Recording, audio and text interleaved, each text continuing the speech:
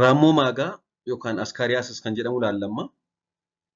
Dhukkubni raammoo maagaa akkuma beektan kanneen dhufu raammoo yookaan maxxantuu askaaris lumbrikootis jedhamuun kan nama qabudha. Mee wanta kana maaltu fidaa? Mallattoon isaa maadhaa? Maal gochuu qabnu yookaan furmaanni maadha kan jedhu waliin ilaalla.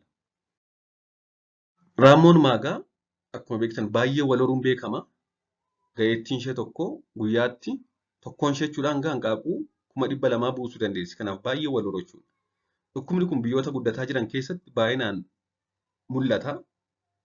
Sababni isaas egaa dhibeen kun nyaataaf bishaan qulqullina hin qabne yookaan nyaataaf bishaan bobbaa namaa wajjin wal tuttuqe.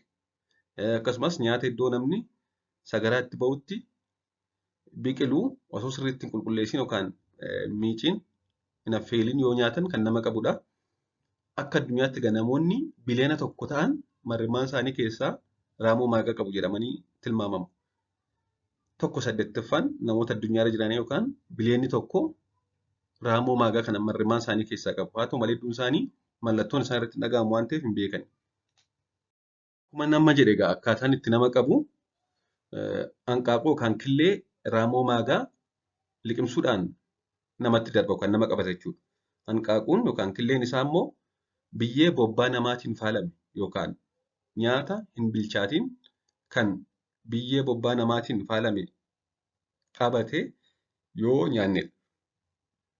Daa'imman biyyee hanqaaquu isiitiin faalameen taphatanii yeroo harka isaanii sirriitti hin dhiqatin ittiin nyaata nyaatan isaanitti darba. Kanaaf dhibeen kun nama hundumaa caalaa ijoolleetti baay'inaan mul'ata. Sababni isaas daa'imman utuma taphatanii ijoolleen harkuma isaaniidhaan biyyee adda addaa taphatuun tuttuqu harkuma sanaan immoo osoo sirriitti hin dhiqatin nyaata nyaatu yookaan daabboo wayii lafaa fuudhanii afaan keewwatu jechuudha. Kanaaf isaan biratti baay'inaan mul'ata. Ga'eessi raammoo kana tokkoonsaa takka marrimaan namaa seenaan hanga waggaaf 6 marrimaan namaa keessa turuu danda'a jechuudha.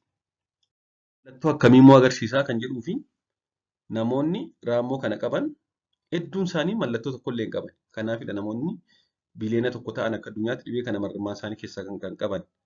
Marrimaan isaanii keessaa jiraatu malee hedduun isaanii mallattoo hin qaban. Haa ta'u malee haguma raammoon kun marrimaan keessatti wal horaa deemtu mallattoon sasalphaa agarsiisaa deema. Haaluma kanaan dabalaa deema jechuudha mallattoon isaa. Mallattoo sasalphaa kan jennu yeroo marrimaan ol dhufee gara sombaa dhufu takka qufa'uun jira. Hafuura nama kutuu akkasumas haqqisaa nama qalashallashuu garaa nama ciniinoo garaa nama dhukkubuu fedhii nyaataa nama dhorkuu darbee immoo raammooma sana bobbaa keessatti arguu raammoon sun osoo mallattoo tokko agarsiisin bobbaadhaan ba'uu ijoollee immoo hanqina nyaataa akka godhatan taasisuu huqqachuu yookaan ulfaatina hir'isuu akkasumas daa'imman guddachuu dhabuun sababni isaas raammoon nyaata isaan sooratan wajjin sooratu. Nyaata daa'imni nyaatu marrimaan keessa taa'ee jalaa nyaata jechuudha raammoon kun kanaaf. Daa'imni ulfaatinni isaan dabalu garuu baay'ee beela'a. Ni huqqata ulfaatinni isaan dabalu garuu ni beela'a ni nyaata. Lamatti hiratu waan ta'eef raammoo kana wajjin. Kanaan egaa yeroo baay'ee baay'ataa deemu raammoon kun marrimaan keessaa marrimaan cufuu danda'a. Obstructionii fiduu danda'a jechuudha. Marrimaan cufee akka bobbaanis qilleensis gadi hin dabarre godhee garaa fuufee emerjensii opereeshinii barbaaduu danda'a. Dhukkubbii garaaf haqqisiisuu akkasumas ujummoo turuu fi hadhooftuu cufuu baay'atee achi keessatti wal horee ujummoo turuu fi hadhooftuu cufuu dhibee turuu namatti fiduu hanqina nyaataa yookaan malnutriishinii daa'immanitti fiduu fedhii nyaataa dhorkuudhaanii akkasumas waan isaan nyaatan waliin qooddachuudhaan hanqina nyaataatti fidaa ujummoo turuu fi hadhooftuu cufa marrimaan cufuudhaan rakkoo ciccimaa fiduu danda'a jechuudha. Eenyu faatu saaxilamuudha kan jennu akkuma amma jennee dhukkubni kun addunyaa guutuu keessa faca'ee kan jirudha. Namoonni hedduun qabu keessattuu biyyoota hiyyeeyyii ta'an yookaan biyyoota quality of life'n gadi bu'aa ta'e keessatti baay'ee baay'ataadha. Kanneen bobbaan namaa xaa'oof akka oolutti fayyadaman iddoo qulqullina eeggachuun gadi bu'aa ta'etti kanneen jiraatan iddoo qilleensa ho'aa jirutti kanneen jiraatan kanneen wanta dheedhii ta'an sirriitti hin bilcheessanii osoo hin bilcheessin nyaatan kanneen harka sirriitti hin dhiqanne biratti baay'inaan baay'ata.